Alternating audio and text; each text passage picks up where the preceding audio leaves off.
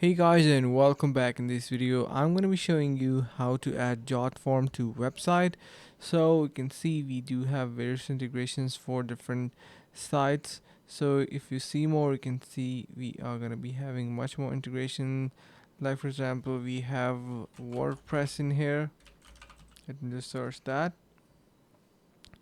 So you can see we have WordPress embedded form. So if you want to add that, you can simply use this feature. You can open the integration and you can see you can go with your WordPress. You can head over to it. You can search Jotform inside your WordPress plugin section and have Jotform embedded. You can use this to add Jotform to your website, and this is the most you can say like optimized way to do it. If you want to get 50% off, you can head over to the link in the description of this video as well.